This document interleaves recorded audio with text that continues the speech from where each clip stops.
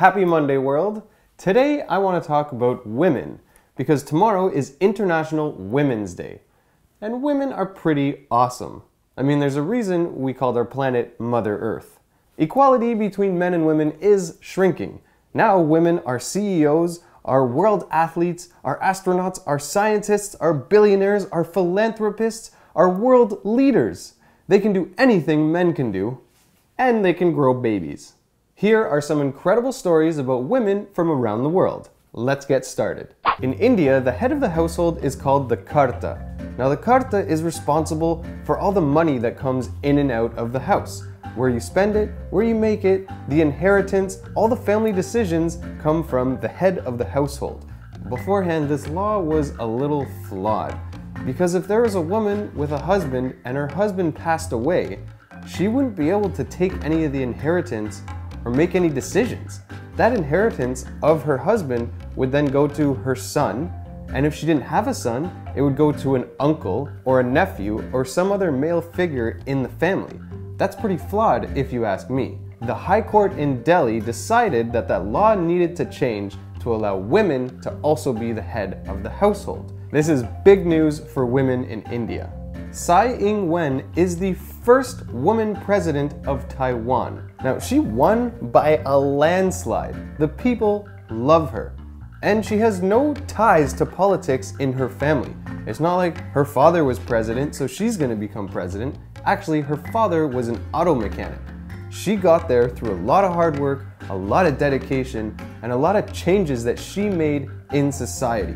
There are only about 24 world leaders who are women, and Tsai Ing-wen is one of them. It's difficult for a woman in Afghanistan to attend university, and even if she gets accepted, she's surrounded by all men. Not very comfortable, but that's all about to change. Mr. Ghani is the president of Afghanistan. His wife, Rula Ghani, has decided to open up an all-female university.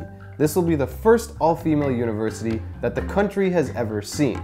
They're deciding to take a 47-acre property and convert it to be entirely all for females. Lee Mitchell is the founder and president of Women in Biz Network. She organizes events, conferences, and webinars for female entrepreneurs to get together, share ideas, network, and grow their businesses. Women in Biz Network offers marketing strategies, one-on-one coaching, small business development, and a ton of other resources to help females thrive in their markets. Lee has actually worked with TD Bank, with Staples, with GM, with Johnson & Johnson, with TELUS, a ton of Fortune 500 companies. Lee is considered to be one of Canada's top leading business ambassadors. You better believe I'll put her links below. One of the most religious sites on earth is the Western Wall in Jerusalem. Now, it's a place where people can go and pray, and they write little notes and wishes, and they stick it in the cracks of the wall. Now, up until recently, men and women had to pray separately. There has been a 3-decade-long protest for women to be able to pray alongside men. I'm not too sure what the reasoning was behind men and women having to pray separately, but whoever they're praying to, I'm sure loves them both equally. So I'm so glad that the women are now allowed to pray alongside the men. Anusha is the co-founder and chairman of Proteus Systems. That company basically turns your house into what Jarvis was for Iron Man. Now, before she had this company, she had telecom communications, and she sold that to some other organization for a pretty penny. She is also a lifetime member of the Association of Space Explorers because she's an astronaut. I actually met Anusha at a NASA event, and it felt like I was meeting a female Tony Stark. Anusha started a sponsorship to give $10 million to a company if they could send a reusable spacecraft to space and back twice in the same week.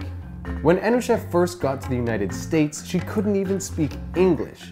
Then she got her bachelor's degree in electronics and computer engineering, a master's in electrical engineering, an honorary doctorate from the International Space University, and she's got some free time now, so she's gonna get a master's in astronomy. Green Energy Africa is working with the Maasai women in Kenya to help bring light to people's lives. they're setting up solar panels on roofs where they didn't have electricity before. In fact, when the sun went down, the kids couldn't study because they couldn't see. And if they want to use flashlights and batteries, that adds up and gets expensive. Now, because of these solar panels, they have access to light all night long.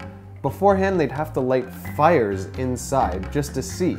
These solar panels have completely changed their lives. They've even saved lives too. At night, there's predators that come out and attack their livestock. Well, now that they have lights on their houses, the predators stay clear. So the Maasai women are able to generate an income and really help out their community. In Saudi Arabia, women are now allowed the right to vote. Not just to vote, but to actually run for office. So recently, 131,000 women went to the polls to cast their vote, and 20 women got elected to have a seat in public office. Women still aren't allowed to drive in Saudi Arabia, which means they needed a man to actually drive them so that they could vote. But that is when Uber stepped in and offered free rides to any woman in Saudi Arabia who wanted to vote.